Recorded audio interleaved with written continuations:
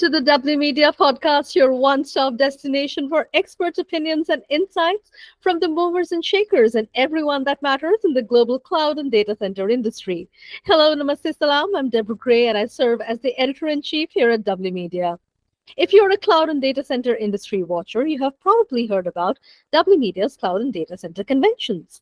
These are premier industry events held across the Asia Pacific and the Middle East, where we bring together the best and brightest minds from the global cloud and data center industry, including top executives, digital infrastructure professionals such as architects, engineers, and consultants, key buyers, decision makers, data center owners, and operators. Here, these experts give presentations and keynote addresses and also participate in Power Pack panel discussions. Today's episode will give you a taste of one such exclusive panel discussion from W Media's Indonesia Cloud and Data Center Convention that was held on May 16 in Jakarta. Listen in as our panelists share their expert outlook on demand for data centers from 2024 to 2027 in Indonesia. The panel is moderated by 𝐝𝐢𝐠𝐢𝐭𝐚𝐥, Chief Consultant, Auditor, and Instructor, the International Data Center Authority. The speakers in this panel are James Murphy, Managing Director, 𝐸𝐷𝐷𝐷𝐷, Glenn Duncan, Head of Data Center Research, APAC at JLL, Vera Agus, Director, APAC Data Center Advisory Team, Indonesia, Cushman & Wakefield, and Chris Street, Group Chief Revenue Officer, ST Telemedia Global Data Centers. This promises to be a power-packed show, so let's dive right in. Let's talk about the data centers today. I mean, as James presented it already, it's a great industry out there. It's, it's driving all the economies, all the countries today. So when we look at, the region and the economic, let's say, a kind of decline or stagnation, we have a lot of challenges in this industry, right? Especially within the region. Talking about Indonesia being, a G20 kind of country with a vibrant economy. What do you think the challenges are? Maybe I would address my question to Vera because you're local, and what do you see? How you look at the challenges today? Okay. Thank you, Edgar. So I'll share my experience for data center development here in Indonesia. We represent several big names, and we see the biggest challenge in Indonesia is basically from a legal perspective, especially land status. There's one because Indonesia, you like it or not, have a big in terms of country risk. There's one. Other than that, we still have a challenge in terms of regulation. In Jakarta alone, we only adopt data center terms in land use in Jakarta starting last year only. Before that, there is no data center land use in Jakarta. So before 2023, if you want to build data center, you need to have a special permission because in the land use in Jakarta, there is no term for the data center. I think that's first. Yeah, thank you, Ria. So, what are your thoughts about it, James? What do you think? I mean, within the region, you're in the region and you're seeing how the things are moving forward. I mean, what about Singapore? What about Malaysia? What about this? The entire region is moving forward. Yeah, no, so I think if you look at Indonesia, first of all, amongst the countries in Southeast Asia, it's amongst the first to see AWS, Microsoft, some of the cloud providers establish a presence here, which kind of created the boom a number of years ago, and you see all these brand new facilities out in the eastern part of the region, or eastern part of the city. We're now also seeing that in some of the other emerging markets across Southeast Asia. So places like Thailand now are starting to catch up, but it does come with challenges because everyone wants to get a piece of that pie, everyone wants to get a piece of that action, but there's only so many different co-location providers who can win that capacity. So it creates winners and losers in some cases. But generally at 𝐸𝐷𝐷𝐷𝐷, and I think most of the people in this room are very buoyant about the industry in Indonesia. It's As James mentioned, it's got a very low install base as of today, around 200-ish megawatts of live IT load, which if you compare that even to Singapore, Singapore still has 5 times the amount of capacity. So there's a very large runway for Indonesia, both in some of the kind of the hyperscale side of things in the eastern part of the city, but also increasingly in downtown Jakarta, where we're seeing a lot of new developments at the construction stage or about to go live stage. So I think there will be challenges. Indonesia is not the only country to face these challenges. There'll be legal, there'll be land issues, power issues, the whole mix of challenges. But overall, I think Indonesia and the region in general is poised to see a period of sustained growth, driven initially by cloud deployments and adoption, but then the hot topic at the moment, AI, and we're going to see increasing numbers of AI deployments and specialist AI deployments in Southeast Asia as well. Yeah, of course. Chris, what do you think? I think, James mentioned something when we kicked off the today's session around, this is a great industry. And I would echo that. And as you've seen kind of the rise of digital infrastructure over the past 2 decades, and this is a global phenomenon, but it's not necessarily been coupled with the economic troubles. If you look back to dot bomb in 2001, data centers kept growing up and to the right. The financial crash in GFC in 2008, data centers up and to the right. COVID, right? 2021, again, up and to the right? So this macro kind of effect of increasing digitalization and the infrastructure that we need to support that is something that has kept the industry just growing and it's accelerating, right? We're seeing that pressure on basic kind of supplemental adjacencies, right? That are critical inputs to our business, right? Whether it's construction resources, whether it's grid power, whether it's personnel resources, right? And so this is increasingly it's coming to a point where the limitation might be the rate of growth that the industry is seeing, as opposed to the actual in-state opportunity. And then when you kind of narrow that down into what's happening here in Indonesia, is like James mentioned here that the hyperscalers, some of the Western guys were the first in, but actually before them, right, it was the Chinese hyperscalers that made the first move here in Jakarta and really kicked it off in, I think, 17, 18, right? No, I think Ali was the first one across. Tencent came, and then the U.S. guys, and it's a dynamic market, right? Indonesia's got its own startup system that is a global unicorns.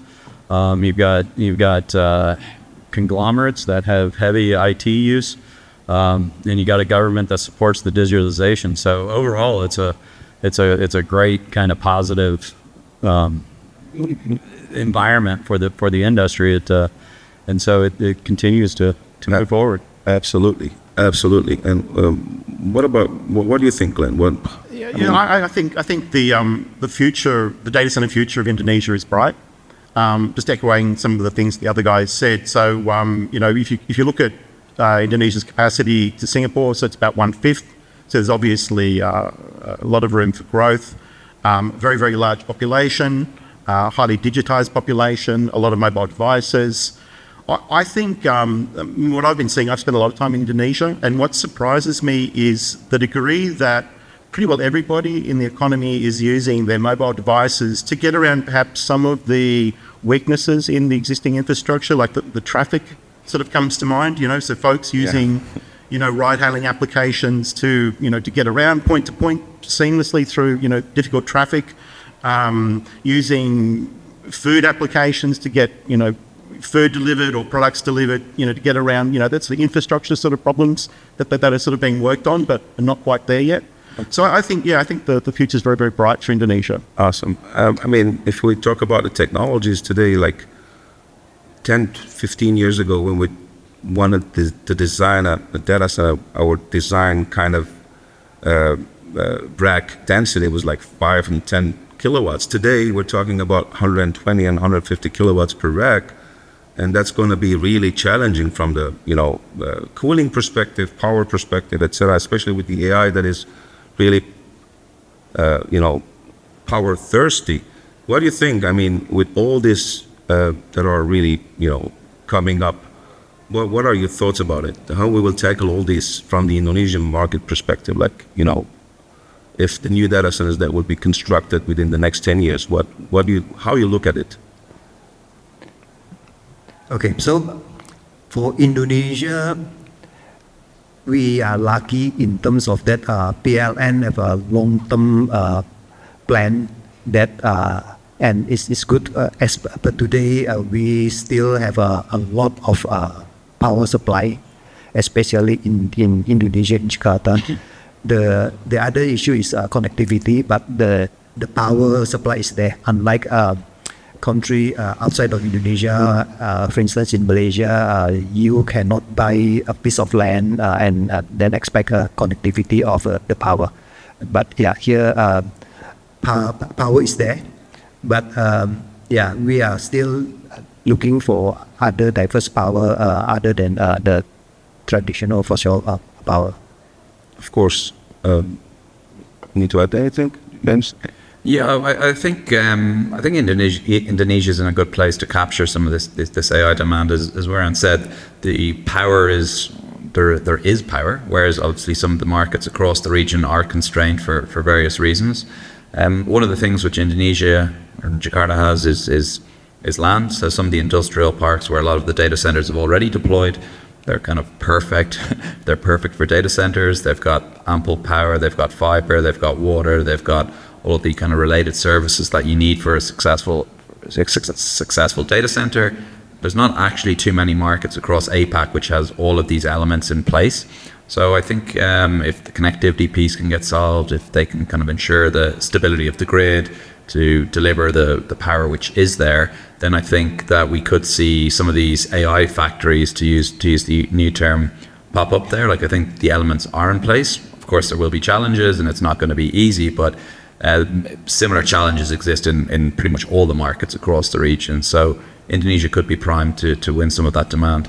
Of course. And that another question actually about sustainability and carbon neutrality and decarbonization aspect. I think we have a panel that will talk about it, but what do you think about the long run? Like, do you have any plans about, the sustainability aspect? What kind of energy sources you're looking at, like, developing in the country for the next, 10 years, let's say?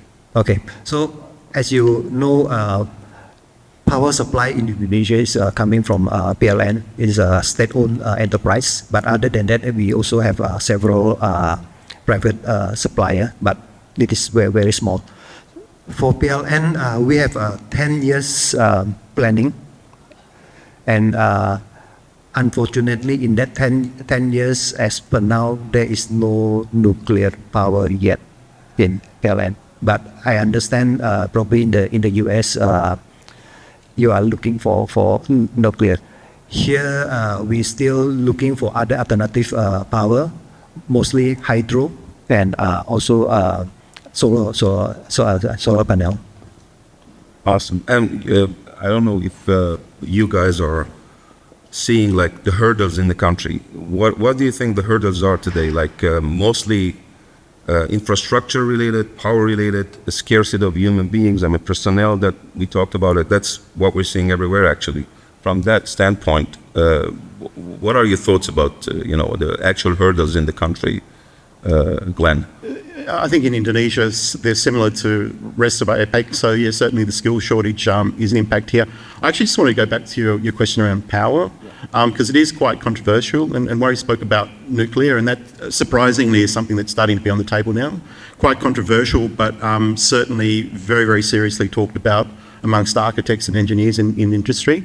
So if we consider that data center demand based on not only sort of pushing out devices to the edge as well as AI is like that, which is sort of forecast, and existing power from existing sources like that, and then power from sustainable sources like that, then pretty soon we're going to hit a wall, maybe within 2-3 years if we don't sort of consider other alternatives. So I just wanted to throw out there, whilst Indonesia's not looking at nuclear power, surprisingly it's starting to be included in discussions, particularly around the engineering and the architectural community. Yeah, of course. Want to say something, Chris? Yeah, so I think from an obstacles perspective, the market does have its challenges, right? I think one of the toughest things is as an operator, who's built here in Jakarta and obviously across 20 other markets around the world. One of the toughest things here is not that I mentioned this earlier, is that the government is very supportive of digital efforts, right? And pushing along digital infrastructure projects. The challenge, though, sometimes is to get all the agencies aligned and to get them to collaborate and coordinate and have one view of the project. From somebody who's been working on multiple projects for the past decade here, it's improved considerably, but it's still something, a challenge that you've got to go to individual agencies to get a view. Whereas in some other markets here in Southeast Asia, they've kind of streamlined that into maybe one master agency that helps or that. But I think that's some of the bigger challenges. The grid, yeah, there's power here, but there's still some distribution issues. And that these projects, data centers, it all comes down. It's a project, right? You go build a big building, and connect it to the power grid and connect it to comms, and that's it, right? I mean, and so if you can't get the grid to the building, that's a challenge, right? And you still see that in specific areas around. Can I interrupt for a sec? Chris, you mentioned something about another Southeast Asian country, which is, I think, alluding to the fact that the thinking is a bit more joined up, a bit more aligned. You're talking about Malaysia, I assume. What could Indonesia learn from what 𝐸MDEC and some of the agencies up in Malaysia are doing and have been very successful in attracting so much capacity into both Johor and 𝐝𝐤? Well, I think there's a couple different ways of looking at it, right? One is on the permitting process on development. I think getting a single agency to help you. You don't have to change that the agencies do the initial approvals, but if you have a master agency that helps kind of facilitate the process, I think getting visas for folks is sometimes is a similar thing or similar challenge. The other aspect is that I know projects always take a look at, and we look at it, and it's increasingly becoming important from an AI perspective because of the amount of capital that comes in on the IT systems, is things like VAT and import taxes, right? And looking at, there's been some countries around the world, some here in Asia, but elsewhere that have given kind of holidays for that investment or those taxes, and that's really helped accelerate deployments specifically with AI infrastructure. Absolutely. I mean, just to roll back to what you said about, 𝐸MDEC and Malaysia, what they're doing. Actually, a few days ago, Singapore announced that soon they will have also the Minister of Digital. So that brings us to another question: what Indonesia is looking at from that perspective. I mean, do you think you will have a different kind of regulatory body that will oversee all this expansion, all this data center thing? I mean, you're competing, literally, you're competing against Malaysia, because most of Singapore is looking at Malaysia differently than what Indonesia is, unfortunately, because of given facts. So what are your thoughts about it?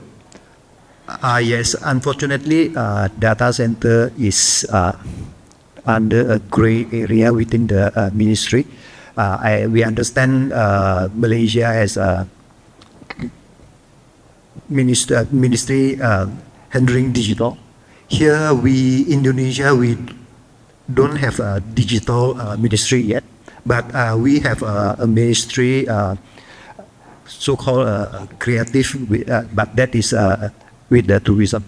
So we understand that ministry also cover digital business and also which is included the data center. Very good. Glenn, you wanted to say something? Just that I think Malaysia's been very successful, particularly through 𝐸MDEC in pushing the data center industry. They've certainly raised the profile across APAC very, very well. that they've backed it up with supporting operators going in there. They've been open to both, the Western ecosystem and the Chinese ecosystem. I think that's very, very important. And I think probably Indonesia's got the same sort of opportunity to kind of, walk the line between those two ecosystems and be open to all. I think also they've been quite active in creating, data center parks or data center zones with pre-provisioned power, land. And that's sort of a trend that we're starting to see come through now, just to make it easier for new developments. And so I know in Indonesia and Jakarta, there are sort of certain zones and regions where data centers are starting to cluster, and that must be government backed. Of course. So more support around the development of that centralized infrastructure, I think, is important. Of course. Talking about the Indonesian actual setup, how do you see the expansion will be more around Jakarta, or maybe expanding towards Batam, expanding towards the new capital? The infrastructure, the data centers. What do you think? Do you think it will be more around Jakarta, or it will be expanded in different parts of Indonesia, like what we're seeing in Batam today, what we're seeing in Kalimantan? Okay, so as per today and how we see it in the near future, Jakarta is still the hub for data center, especially in the CBD area. And other than that, we also see eastern part of Jakarta, especially Bekasi, Cikarang corridor up to Karawang. It is still the hub for data center, and I think 80-90% of data center in Indonesia is in that area. Other than that, we also see Batam as a new area for data center, especially absorbing spillover demand from Singapore. But unfortunately, Batam at this time still lag behind Johor. But with power concern in Malaysia, we think Indonesia is a next destination for to absorb the spillover from Singapore, or also from China. Okay. James, what do you think about the expansion? Do you see Jakarta as a main hub still for the next 10 years, or do you think that will change and things will move to different locations? What do you think? So I think certainly in the short to medium term, I think Jakarta will remain will remain the hub. The hyperscalers have set up their cloud regions, their availability zones. You essentially can't move them, so they're here to stay, and they're likely going to require additional capacity. I think they'll continue to grow, and there'll be more facilities clustered around and in their AZs. One interesting trend we've seen is a lot more downtown locations. I mentioned earlier there's probably 5 or 6 which are probably going to come online in the next year. So initially, a lot of the development was around the cyber building, going back, a decade or so. Then everyone's moved out to the east. A lot of these facilities have come online in the last year or so, and now we're going to see that happening into the city centre location. So we're going to see, I think the eastern locations and the downtown locations are quite a nice complement to each other. There are a handful also in the west of the city, but I think that's going to be a slightly different play or a different angle there. There's been talk about Surabaya and other major cities across Indonesia, but very little development there. A lot of kind of old legacy telco facilities there, some of which are getting upgraded, but I think demand, even in those pretty large cities, is still quite small. So I think if we're looking, certainly the next 5 years, I think it's going to continue to all be about Jakarta. Batam has got specific use cases, but we haven't really seen demand there yet. It's been all quite small, quite muted, I would say, so far. And I think Singapore is still trying to push Batam. I don't think they want to become too reliant on just Johor. So they are still, in conversations with us, they still say it's a Singapore plus strategy, and it's not a Singapore Johor strategy plus. So that's referring to Batam being in the mix. But yeah, I think the short term, it's going to be all about Eastern Jakarta and downtown Jakarta. Of course. Chris, what do you think? Yeah, well, I'm going to go out on a limb and say Jakarta still reigns. I think it's the market, it's the commerce center of the industry, right? And it's James mentioned, right, is that they planted flags, they being the hyperscalers. And so they'll continue to expand. It's the most dependable kind of infrastructure around. The rest of, if you look across the rest of Indonesia, the rest of the digital infrastructure assets are pretty much telco legacy. And so there isn't that widespread kind of infrastructure investment that's been made to bolster that. Now, can Indonesia support a quote unquote second city like a Tokyo has Osaka, or Mumbai, Chennai, or those kind of, there's markets all over Asia, right? Melbourne and Sydney, that dynamic. It definitely does from the infrastructure here and from the market itself.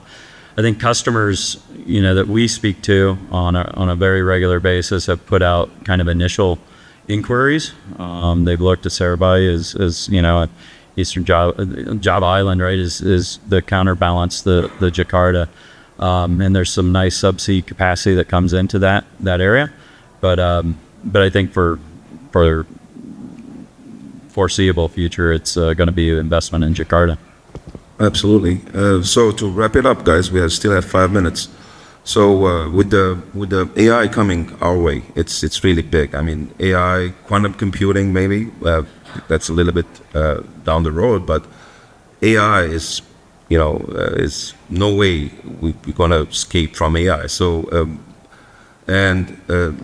the way today Indonesia is moving forward to move the capital to the Kalimantan area, I mean, don't you think some of the infrastructure should be also supporting that step towards the new capital? And, that's a big challenge, I would say, because you cannot really leave everything in Jakarta and move your capital away and be away from the infrastructure or from the data centers, in this case, right? Okay, so IKN will be the government center of Indonesia, whilst we also understand Jakarta will still be the commercial hub of Indonesia. We understand a lot of infrastructure are put by government basically to support the government's activity there in IKN. But we also understand there is some data center, especially from SOE. They are looking for data center development there. But AI is another story. AI still in Jakarta and outskirts of Jakarta. Just the Kalimantan example is quite interesting, and one parallel I can draw is with Australia. So everyone talks about Sydney, everyone talks about Melbourne now, but in Canberra there's actually a pretty significant amount of IT capacity. It is all pretty much government workloads, but that kind of dynamic could actually be created in Kalimantan as well, where you've got this almost subcluster. No one talks about it because it's all government, and Canberra itself is obviously a pretty small city, but that kind of arrangement could happen, and Australia would be a kind of a use case for having almost a government cloud zone or a government cloud region. Yeah, absolutely. Glenn, you wanted to say something, I guess, about this? Just around AI, I guess, there's been a lot of hype around it, but there's been a lot of reality as well, and I think a lot of that reality is founded. A lot of the new developments that we've seen come through were approved before AI, right? So that was really just last year. So, all the forecasted demand, most of that, I'd say 80-90% of it was pre-AI. So if we add AI on top of it, then if we're just looking at, data center growth, it's going to be phenomenal. Yeah, of course. Chris? I think, the AI, it is definitely an accelerator, and it's up and beyond kind of where I think people are forecasting. I don't think it needs to follow the government center. I mean, where you see it in other large deployments around the world, it's actually going into rural areas, and it follows cheap power, not necessarily regulators. So, but I do think that Canberra is a great example of what could happen in the new capital. But I think for AI itself, it has different site selection criteria, and it's typically access to incredible amounts of power at very low rates. I have two questions to ask the panel. Number one is we are all predicting AI is on the way, but can we differentiate between AI, which is a particular application, and actually operating GPUs, which has been around a lot longer than AI? So there are two differences, and I think those two are getting intermixed and becomes a bit confusing. So as a data center provider, time is very of the essence. So may I understand from a panel your opinion about the difference between managing GPUs for our customer and AI running on them? Thank you.